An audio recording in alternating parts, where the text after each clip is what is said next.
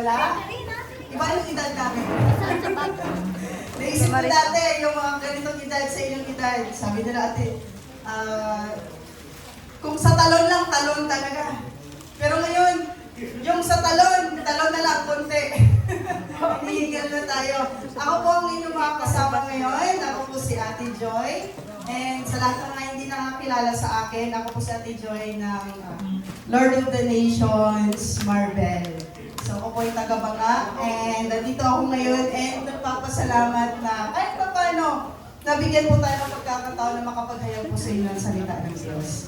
Amen? Excited kayo? Marami na kayong natutunan kanina? Puno na ba? Kasya pa?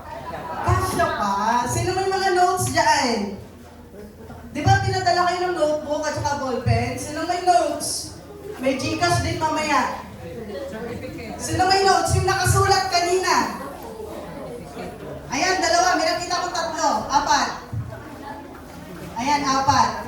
5. 6. 7. Sino pa? 7 lang. Ayan, lapit kayo sa akin mamaya ha. Bigyan ko kayo ng candy. Candy lang. Certificate.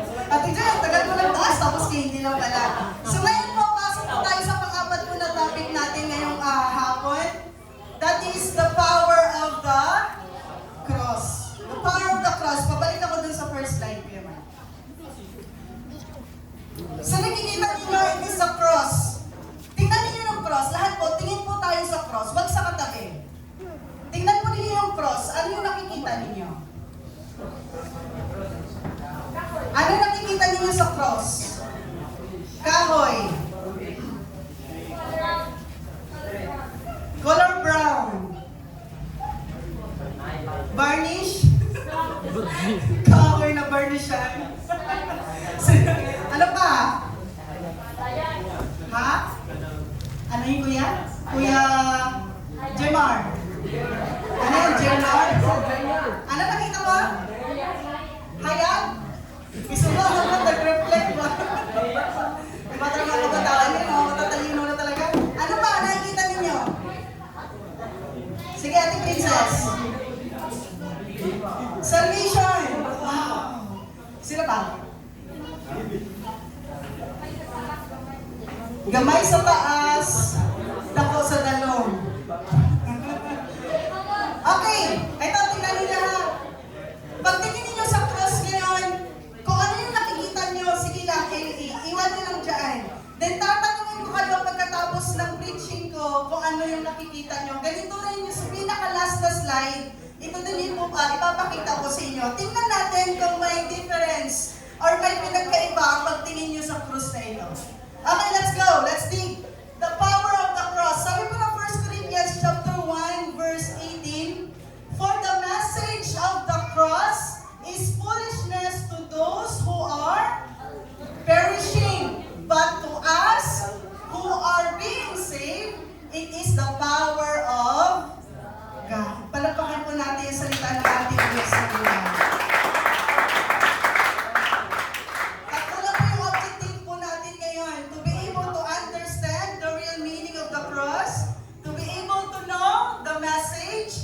Lastly is to be able to recognize the power of the cross. Right after po ng pag-uusap po natin na ito, right after ng pakikinig po natin ng salita po ng ating Diyos sa buhay, titignan natin kung meron kayong mare-recognize kapag titignan nyo ulit yung cross na pinakita ko kanina. So ang outline natin, the meaning, the message, and the power. 3 lang yan. Meron ako nakikita nagsusulat, meron din ako nakikita hindi. Alam niyo po, napakagandang magsulat. Alam niyo kung bakit? Ang isang advantage na nagsusulat, hindi ka inaantok. Totoo yan, pag nagsusulat ka, hindi ka inaantok. Pangalawa is, nakakalimot ang isipan, pero ang notebook at saka ballpen hindi. So pagka makauwi kayo, pwede titingnan yung mga sinulat ninyo. So let's go! What is the meaning of the cross? Sabi mo dyan sa dictionary, ang cross po, it was an instrument of execution that resulted in death by the most torturous and painful way. Kaluluwa. Wala. Sino pong naipako sa krus na salang-saya pa talaga siya? Literally, sa katawan po natin, kapag ka na-isalan, di ba? Okay lang may lunggo ko? Sino may hindi lunggo? Okay lang? Sige. Ha? Ilunggo, because so kung may mabagyan may lunggo, pabayaan lang ha. In crucifixion, a person was either tied or nailed to a wooden cross and left to hang until dead. So yan po yung cross na sinasabi po natin. Ang ginagawa po dyan is, dyan po nilalagay yung mga ini-execute. Ang iba po ay tinatalik, yung iba naman po ay pinapako. So pasok tayo, ano po yung pinaka-message po ng cross na ito? Sabi po dyan, ang unang-unang dapat ng question po natin, bakit nga ba kailangan mamatay ang ating Panginoong Jesus in the first place? Sa tingin ninyo, what is the reason why kailangan mamatay ng ating Panginoong Jesus? So yun yung dapat nating sagutin ngayong hapon na ito. So Jesus had to die because basahin natin lahat. Jesus had to die because sino naniniwala? Kailangan pong mamatay ng ating Panginoong Jesus sapagkat unang-una po tayo po ay namatay. To understand why Jesus had to die, we must know that we ourselves died. Paano po tayo namatay? Paano po tayo namatay? Sa panahon po ni Adan at saka ni Eva, yung na-share po ni Pastor kanina, yung kumain ng durian. Alam niyo kung bakit namatay? Pati balat, nilunog. Ay, durian! Hindi ko durian. Di ba? In the book of Genesis chapter 2, meron pong kinumad ng Diyos dyan. Kung babasahin po ninyo yung mga Bible po ninyo, ang command po ng Diyos dyan kay Adan is pwede nang kainin except po doon sa gitna, yung prutas ng durian. Hindi ba yung durian ah? Hindi na po yung apple din. Akala ko nagbago na kayo. Hindi po yung prutas. Ano yun? Sige, kung nakinig kayo kay Pastor Manny kanina, ano yun? Fruit of knowledge of good and bad. Good and evil. So wala pong sinabing anong klaseng prutas po dyan. Yun yung utos ng Diyos, pero hindi po ginawa. Nag-disobey po si Adan at saka si Eva. Kaya dahil nag-disobey sila, pumasok yung kasalanan. At dahil nagkasala si Adan at saka si Eva, doon po pumasok yung separation. Ang relasyon ni Adan at saka ni Eva sobrang close. Pero nung nagkasala sila, nagkaroon ng separation. Ano yung nagpa-separate sa kanila? Kasalanan. Naturally, kapag hindi ka na nakasaksak sa outlet, mawawalan ka ng kuryente, malamang. Dahil yun yung source ng kuryente, tapos pag hindi ka naka-attach doon, hindi ka nakasaksak doon, literally mamamatay. The same is true. Our source of life, walang iba kundi ang Diyos. Dahil na-separate na tayo, na-detach tayo doon sa source, tayo po ay nagkaroon ng kamatayan. Nagets ninyo? Noong una, ang relasyon natin sa Lord ay ganito. Nang dahil sa nagkasala tayo, nagkaroon po ng separation. Tingnan po ninyo, Ate Joy, si Adan at saka si Eva lang naman yung nagkasala. Bakit sali kami? Naalala ko po, noong hindi pa po nagbabago nanay ko, tulog pa kami, may kasalanan na kami. Sino nakatry ng ganyan? Tulog ka ba? May sala ka na. Siyempre, kabataan, naman, alas 7, tulog pa. Alas 8, tulog pa. Punta si nanay doon sa pintuan ng kwarto namin. Grabe ka to, feeling ko, lulusot yung kamay ni nanay doon. Galit siya talaga, galit na galit. Sabi ko, tulog pa ako, may kasalanan na. Wala na akong ginawa. Sino di, ang mga kabataan ngayon, iba na. Kahit alas 8, alas 9, okay lang? No. Sa amin dati, hindi pwede yan. Sa panahon namin, ay, pagka alas 6 o alas 5, hindi ka pagising, naku po. May nakaantay talaga yung ano, siyempre, hindi pa po nagbabago nanay ko ha, pero ngayon nagbago na siya. Ha? Yayaw gen? Hindi lang po yayaw gen. Bakol niya to. Why? Subong po yayaw na. Sabat pa galing ka ano. Sa amon dati, tistingan mo ng sabat, ay naku, balik, ika barakol. Hindi talaga titigil si nanay hanggat hindi napuputol yung pamalo. Pero bakit po dito si Adan at saka si Eva lang po nagkasala, pero bakit po kasama po tayo? Ano sinabi po ng Romans chapter 5 verse 12? When Adam sinned, sin entered the world. Adam sin brought death, so that spread to everyone, for everyone sin.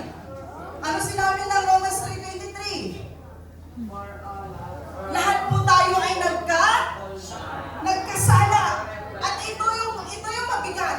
Ano ang kabayaran ng kasalanan? Kamatayan. Walang ibang kabayaran ng kasalanan kundi kamatayan lang.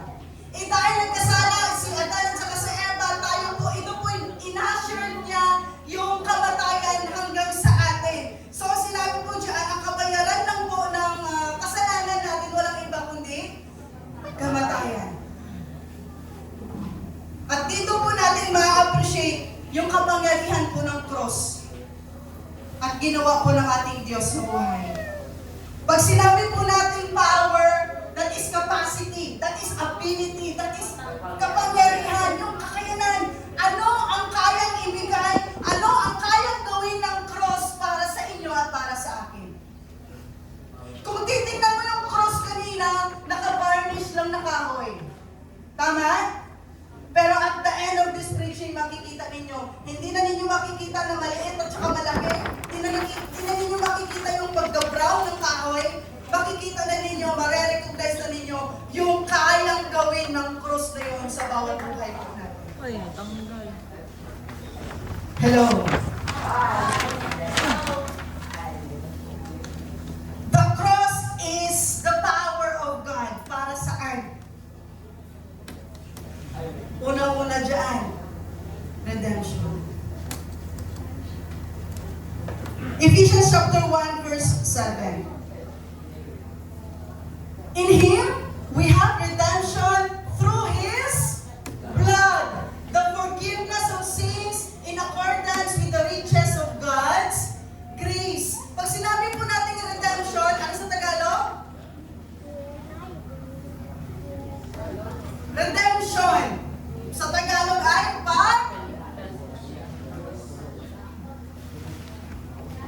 Ha? Ano?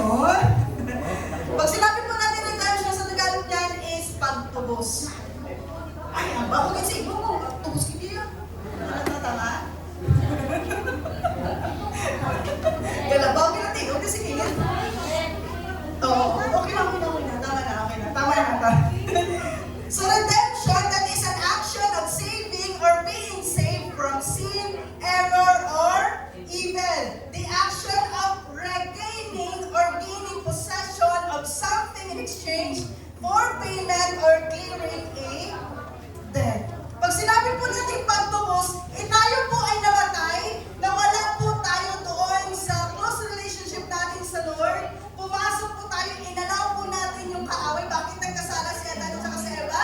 Sino nagtukso sa kanila? See? Pero narinig ko ang pangalan dyan.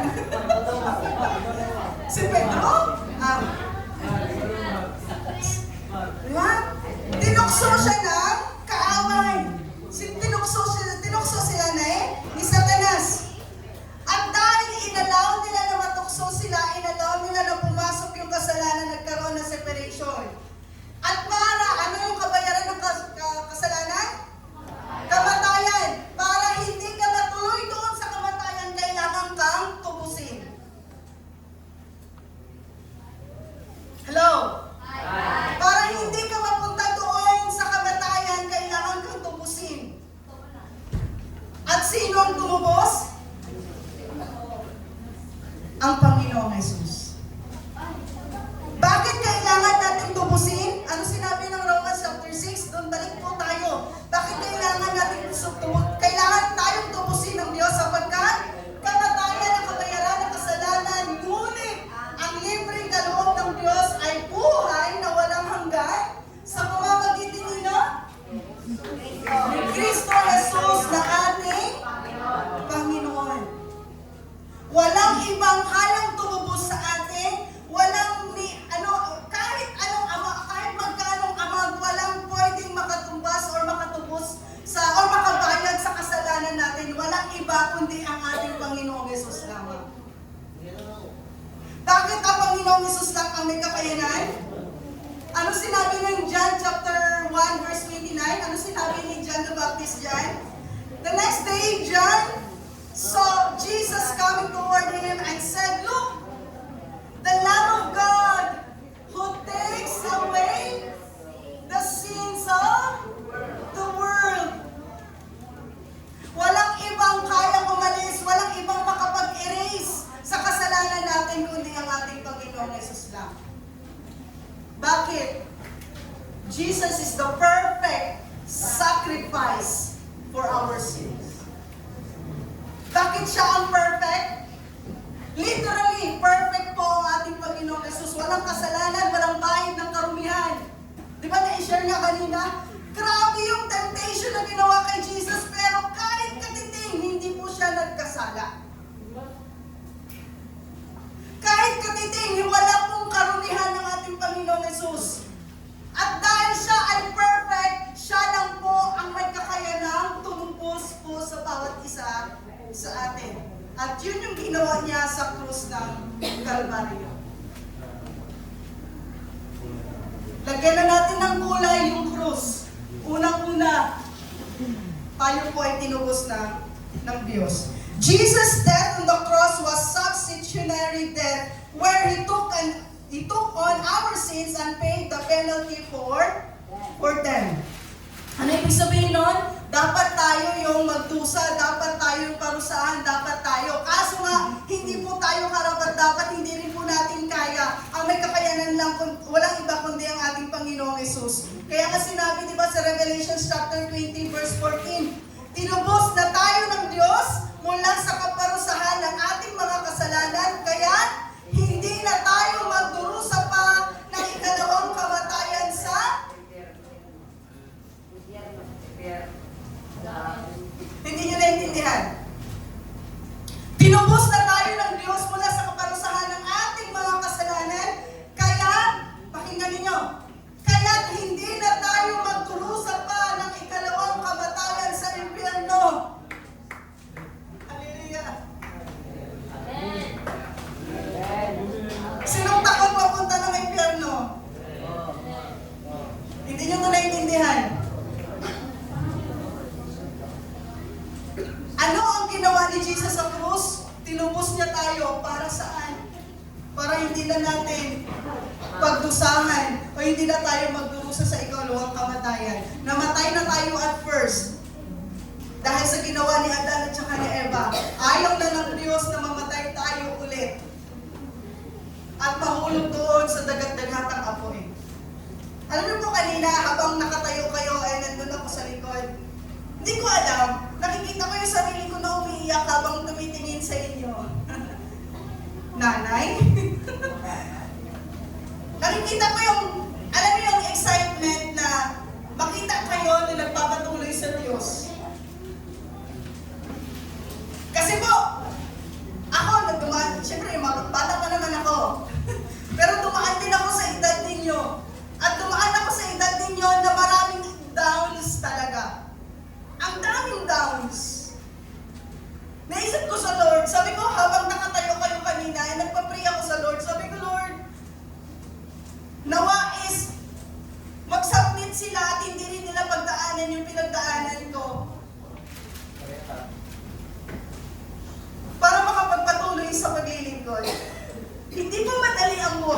Siyempre, yung paglilingkod, hindi madali. Pero as early as now, mga kapatid, mga kabataan, huwag na kayong magdalawang isip. Ano sabi ni Ate Sara kanina? Ano sabi niya? Saan na kayo mapunta? Ano sabi ni Ate Sara kanina? Ano? Bis hindi ka mo makanto, pag itaon na lang yapon ka mo sa Ginoo. Amen. Nakakatuwa. So sabi po dyan, tinubos na tayo ng Diyos. Dahil dun sa ginawa niya sa krus ng Kalbaryo. Yung krus na yon, merong pagtubos doon. Imagine that cross. Merong pagtubos. Tinubos na tayo ng Lord. Pangalawa, there is forgiveness doon sa krus na yon. Merong kapatawaran. Sino dito yung ina-acknowledge niyang may kasalanan siya? Sino dito yung nangangailangan ng kapatawaran? Sino yung gusto na pasayloon? Sino dito yung nagpasaylo na? Sino hindi? May nakita ko nagtaas ng kamay kaninang ayaw magpatawad.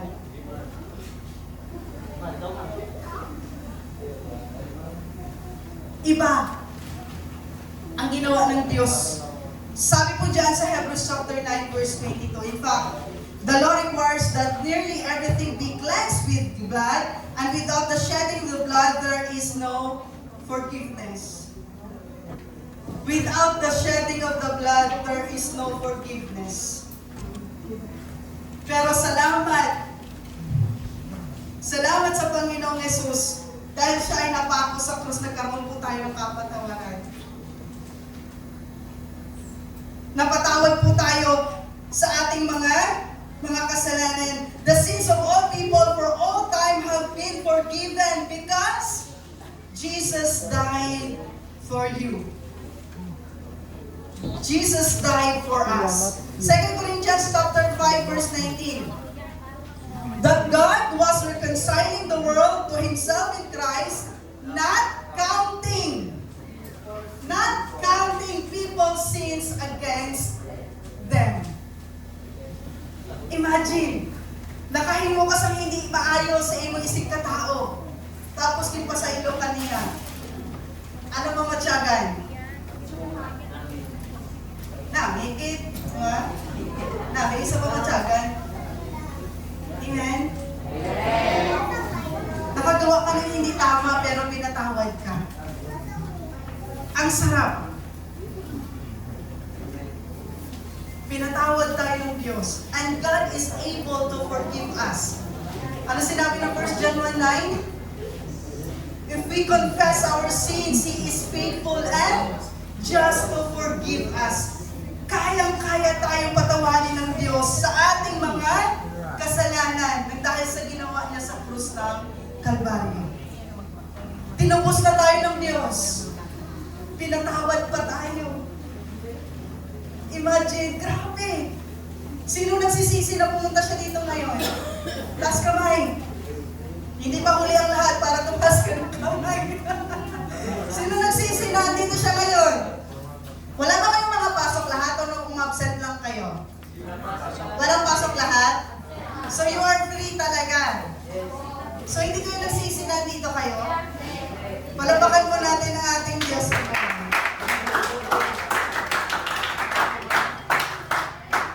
It is not by accident na andito po kayo.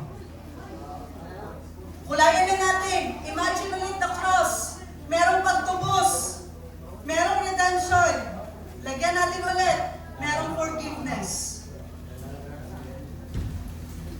Pangatlo, lagyan natin ang cross ng reconciliation.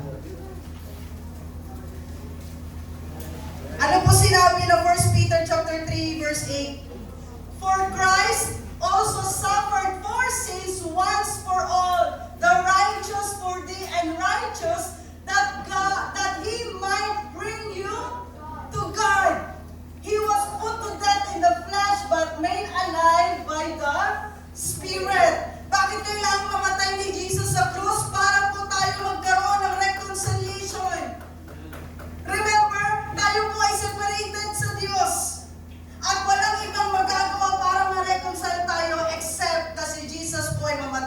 krus ng Kalbaryo.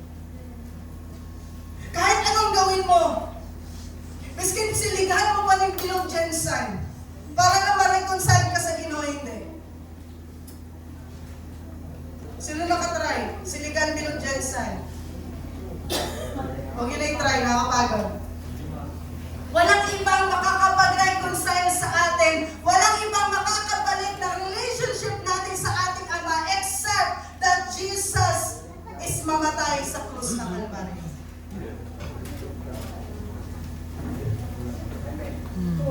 Sino dito natutuwa na magkaroon siya ulit ng relationship sa Diyos? Close kayo ulit. Sino dito yung may kaibigan dati na hindi nyo na nakakontak, nakakausap na yan? Yung close mo talaga dati. Gusto nyo magkausap kayo ulit? Gusto nyo yun? O masaya?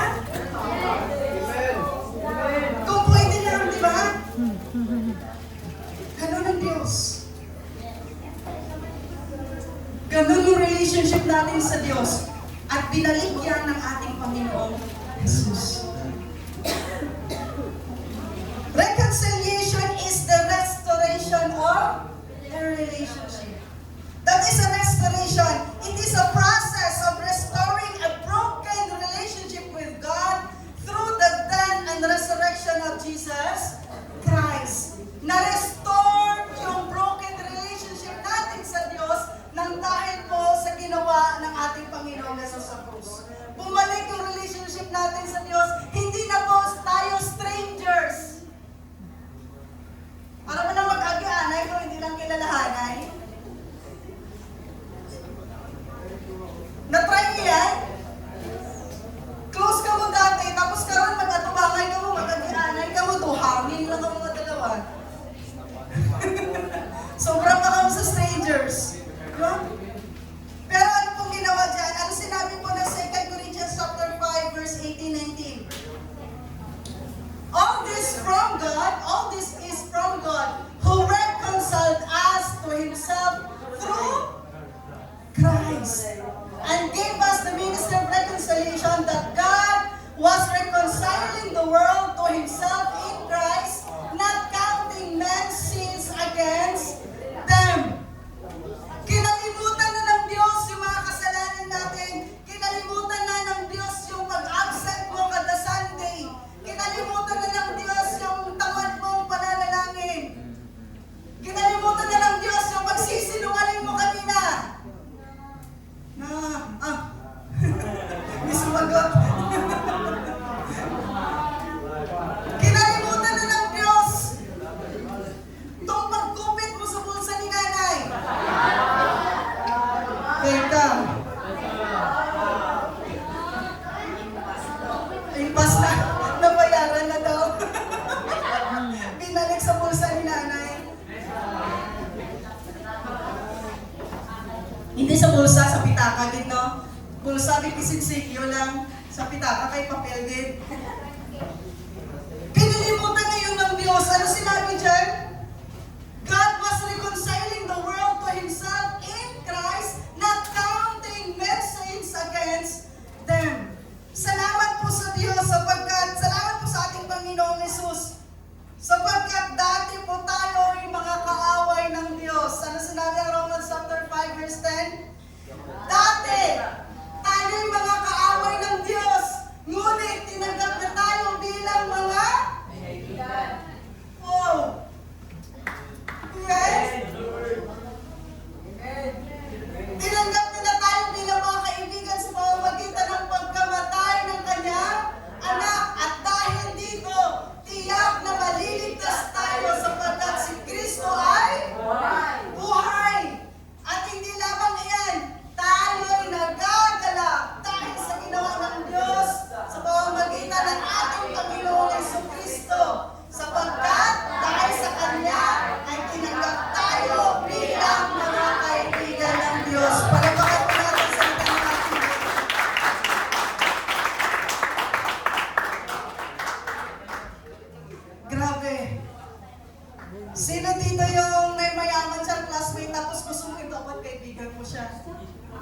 Di ba may mga ganon? Bright siya ba? Tapos gusto mo makipag-friend talaga sa kanya. Or di kaya astig siya sa school niyo, tapos gusto mo siya talaga yung barkada. Nag-i-aim kayo na kayo mga ganon sapagkat may nakukuha kayong mga pabor. Pero kapag ka ang Diyos kaibigan nyo, ano ang hindi kayang ibigay ng Diyos para sa iyo? Ano ang kailangan mong hindi kaya ibigay ng Diyos? Kung ang Diyos ang kaibigan mo, minsan pag nasasaktan ka, iniwan ka ng boyfriend mo, naghanap ka ng kaibigan para maglabas ng sama ng loob. Anong gusto mo? Bakit ka nagsishare? Kasi gusto mo makakuha ng comfort. Ang Diyos, pag kaibigan mo, sobra mo sa comfort ang kaya niyang ibigay. Yung kaibigan mo, pwede ka pang i-chismis sa iba. Pero pag ang Diyos kaibigan mo, naku po, hindi po marunong mag-chismis ang Diyos. Hello? Colossians chapter 1 verse 20. And through Him to reconcile to Himself all things, whether things on earth or things in heaven, by making peace through His blood shed on the cross. Isang picture doon sa cross, redemption, forgiveness, reconciliation. Pang-apat, victory.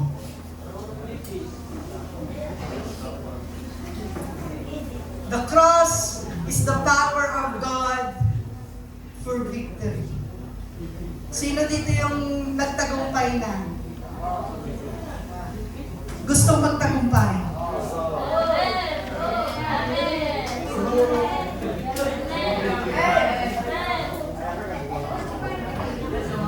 Colossians chapter 2 verse 15. Mabilis ba ako? Okay lang? Patapos na ako. May nagsabi, yay! Colossians chapter 2 verse 15. And having disarmed the powers and authorities, He made a public spectacle of them, triumphing over them by the cross. Ano sinabi mo dyan? Nagtagumpay na tayo over sins. Romans chapter 6 verse 14. For sin shall no longer be your master, because you are not under the law but under grace. Tayo po ay ando na sa biyaya ng Diyos. Everything na meron po tayo, lahat, buhay natin, lahat yan biyaya lang po ng Diyos. Sino dito yung matalino? Nag-e-excel sa studies. Lahat yan biyaya lang ng Diyos. Sino dito yung mayaman? Yung gusto maging mayaman?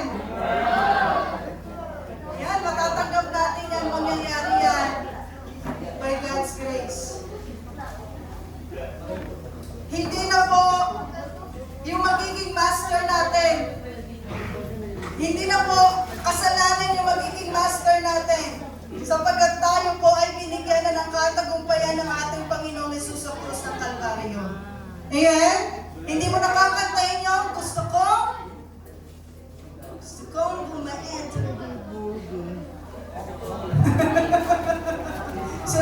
Sino ba kumakanta niyan? Ngayon? Gusto kong bumait, pero ngayon, kakantahin nyo na, gusto kong bumait. Pero di ko magawa. Gusto ko. Di ba?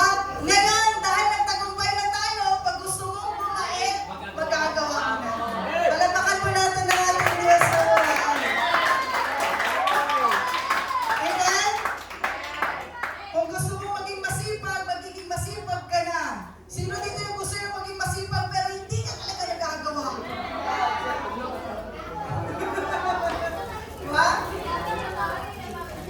Joy, gusto ko ipanilhig pa, pero di bigilan. Only will like it. Victory over sins.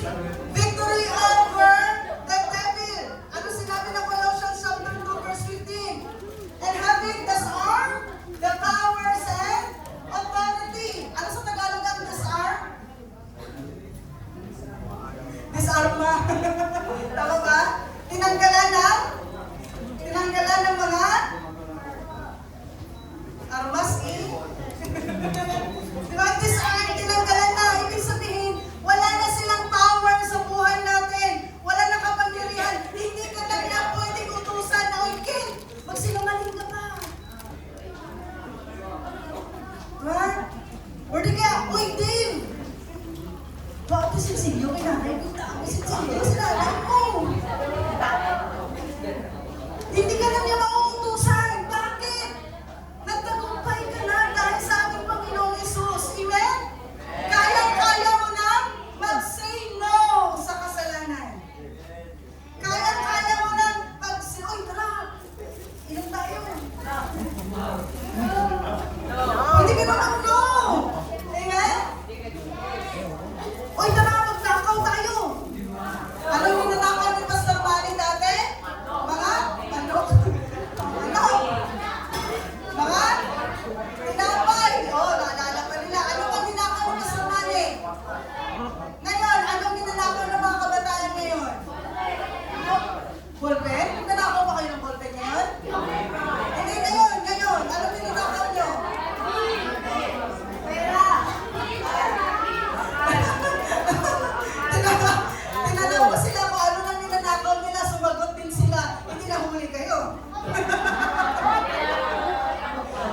Ha? Ang ninakaw ng pera, pinukupit. Tapos pag inutusan ni nanay, bumili ng kamatis. Ang kamatis, tag-5 lang. Pag-abot sa balay, nagmahal na. Nay, tag-10 sa kamatis, nay. Zeka, ang 5, thank you na. Sino gumagawa nun? Ayun. Huwag mo lang gawin na. Ano pangalan mo? Jimbar? Simon. Simon. Huwag mo lang gawin na.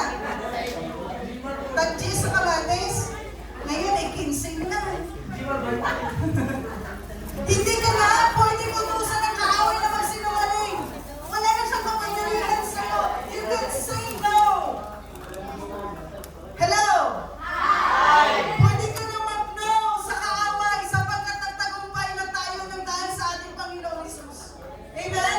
Utusan ka ng kaaway mo na nangopya sa katabi kasi hindi ka talaga nakapag-aaral na ako. Ba? Kasi ano mo kapugong, gagawas ka ng mata. Ngayon, dahil nagtagumpay na tayo, makakasagot ka na ng kahit hindi ka nangungopya. Bakit? Kasi mag-aaral ka. Amen? Huwag na mangopya. Kung ayaw mo mangopya, mag-aral ka. Amen? Kasi yung sagot ng katabi mo, hindi ka sure kung tama.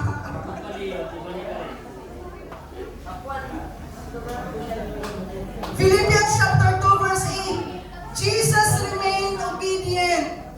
Bakit po nagtagumpay si Jesus? Kasi po, ang daming ginawa sa kanya, ang daming temptation, pero He remains obedient sa ating Amang nasa langit.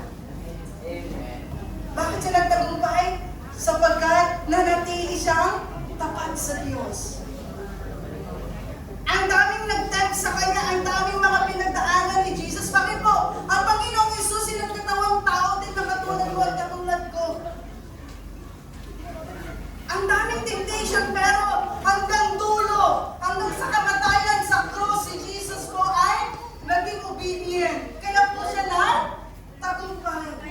Hindi madali, pero kaya. Amen.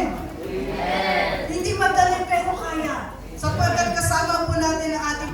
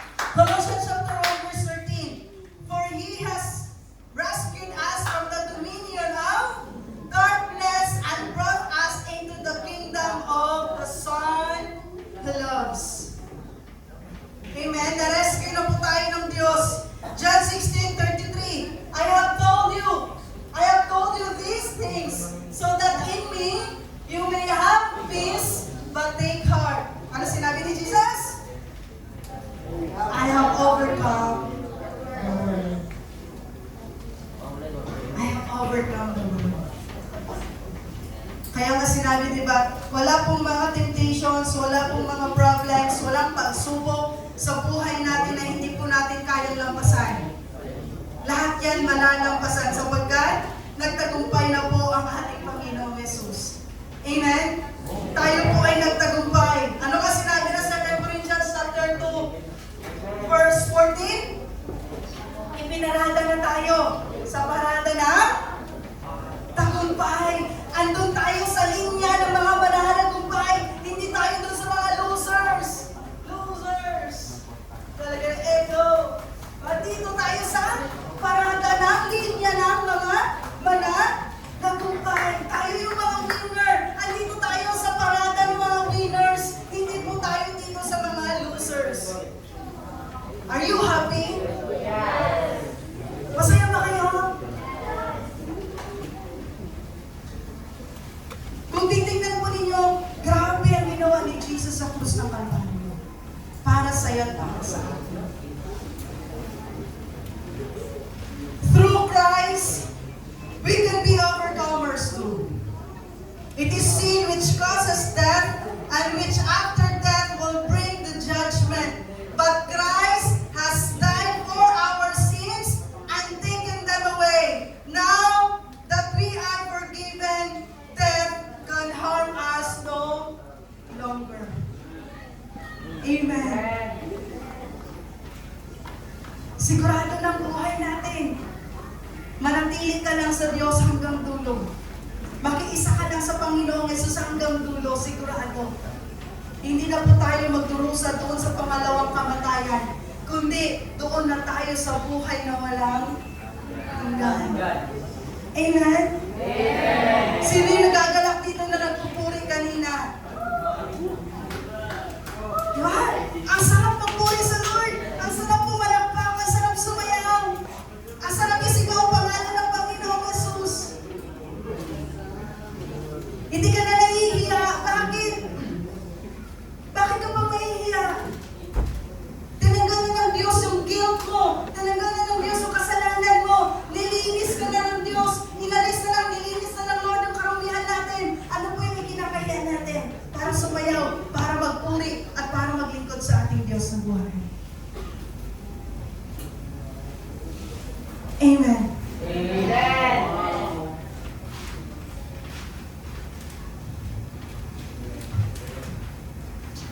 Mahal po tayo ng Diyos. Kaya kahit mahirap, kahit masakit, hanggang dulo naging obedient si Jesus dun sa krus ng Kalbaryo. Bakit? That is the demonstration of the love of God. Ibinigay niya yung kanyang bugtong na anak para kanino?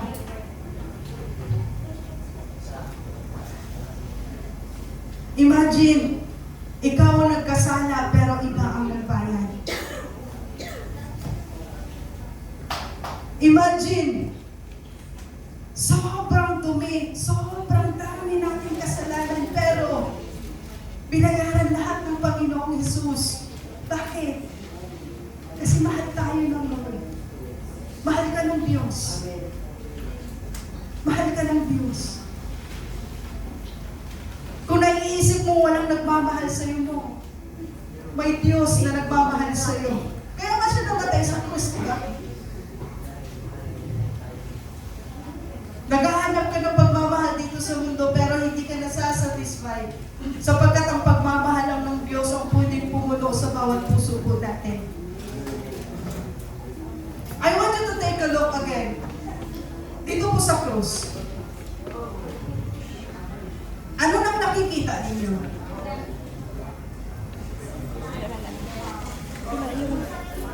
Anong nakikita ninyo sa krus?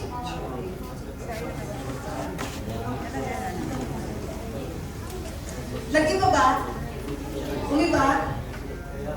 Umiba yung tingin ninyo sa krus? Yung kanina at saka yung ngayon? Alam niyo po, yung pinakapanalangin ko habang gumagawa ako ng topic na ito, ako din sa sarili ko, humingi ako ng tawad sa Diyos. Sabi ko, Lord, hindi ko pala fully na-recognize yung ginawa mo sa krus ng Kalbaryo. Bakit? Kasi may mga panahon na gumagawa pa ng mga bagay bagay na hindi tama. Every time na nakakagawa tayo ng hindi tama, nakakalimutan natin yung ginawa ni Jesus sa krus ng Kalbaryo. But for now, simula ngayon, naunawaan na po natin that Jesus died on the cross para tubusin tayo, para bayaran yung mga kasalanang ginawa natin. Para tayo patawarin sa mga kasalanan natin. Para po tayo ma-reconcile, bumalik yung relationship natin sa Diyos. Para po tayo ay magkaroon ng katagumpayan sa buhay. Yun yung ginawa ni Jesus sa krus ng Kalbaryo. Yun yung ginawa ni Jesus. Lahat ng kasamaan, lahat ng kasalanan, dinala niya lahat yun. Walang exemption. Hindi lang, ay Ate Joy, baka kasalanan mo lang yung dinala ni Jesus. No. Ano sinabi ng Biblia?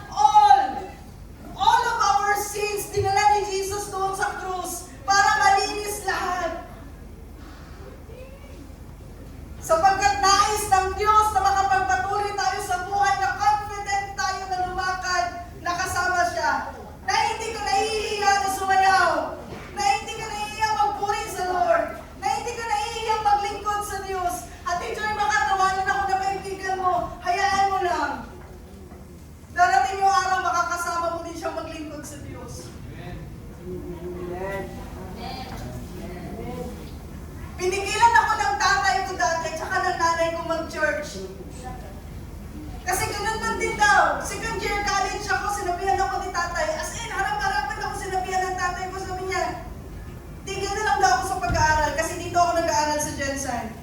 Second year college, umuwi ako sa bahay. Sinabihan na talaga ako. Sabi niya, Be, ka na mag-aaral, naman man lang yapon.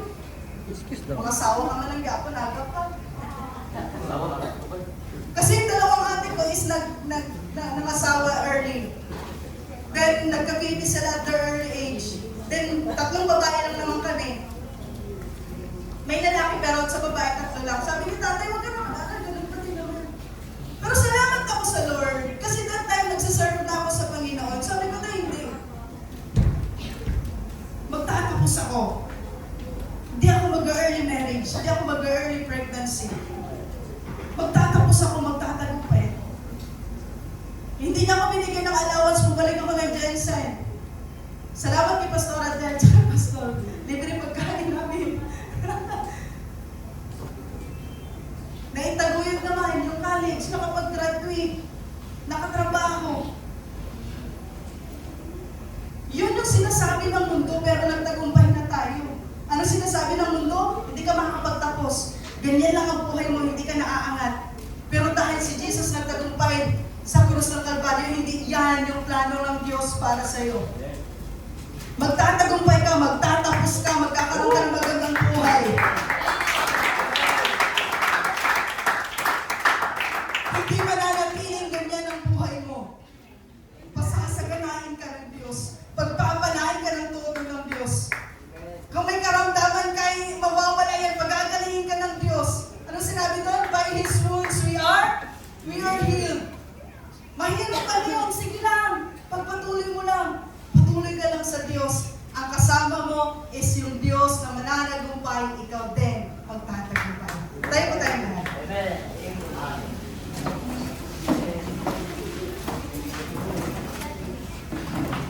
I want you to close your eyes, mga kabataan. Just close your eyes. Ayahan mo yung katabi mo. Just close your eyes. Kung masyado ka masakit sa pwede ka mag-adjust na hindi ka magalaw or mag-touch ng katabi mo. Sige, just close your eyes. Close your eyes. Just close your eyes. I want you to close your eyes. Sige, just close your eyes. Pakinggan mo yung sasabihin ko. Mahal ka ng Diyos.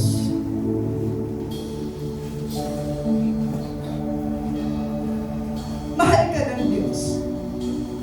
Pinatawad ka na ng Diyos sa lahat ng kasalanan ginawa mo. Pinatawad ka na ng Lord. Nilinis ka na ng ating Panginoon Jesus. Tinubos ka na ng Panginoon. Makiisa ka sa Panginoon Jesus. Magtatagumpay ka. Sabayan niyo ako sa panalangin.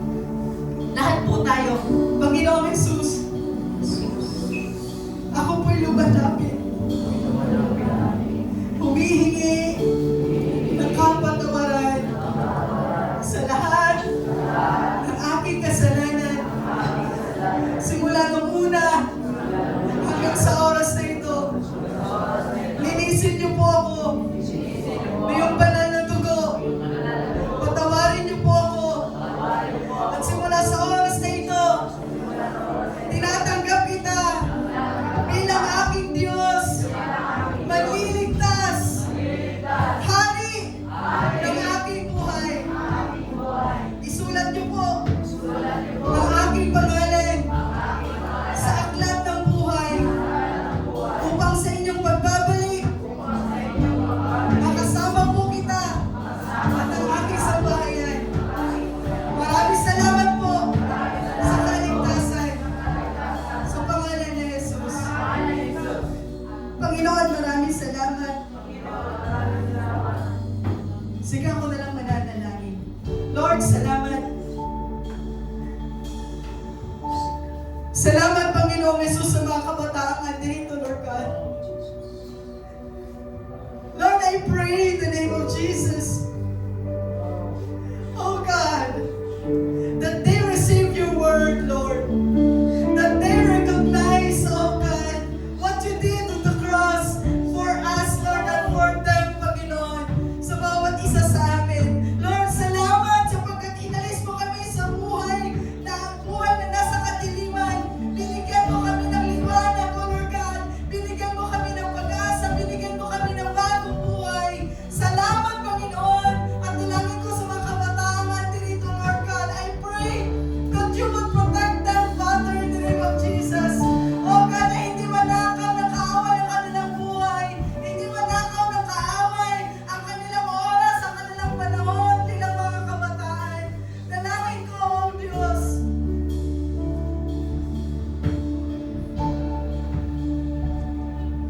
na sa desire nilang mag-surrender sa inyo, Panginoon, yakapin mo sila, oh Lord God. Sige, you can talk to God right now. Kausapin mo ang Diyos.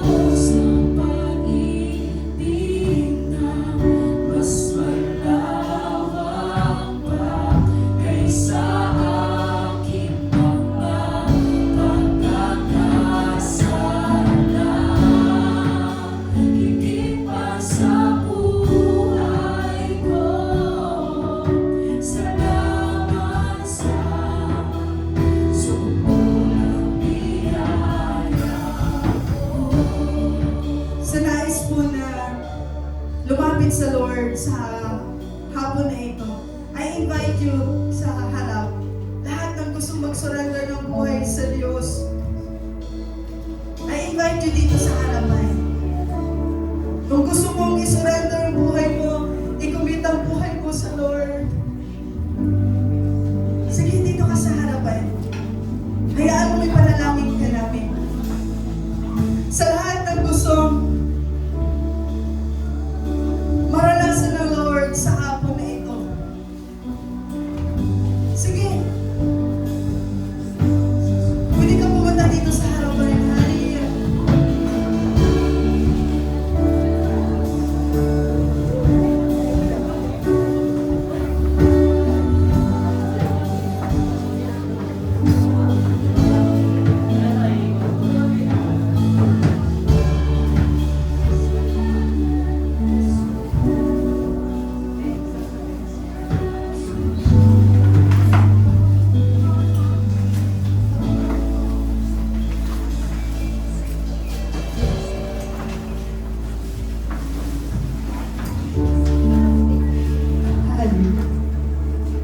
Hallelujah. Sige, raise your hands.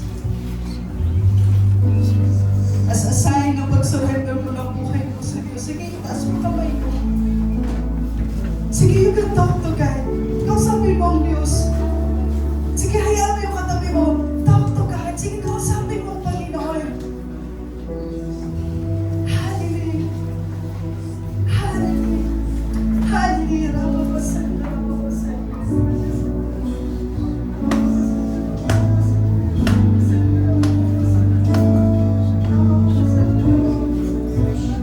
Hayaan mong ipag-pray ka namin sa hapon na ito. Sige, just close your eyes. Just close your eyes.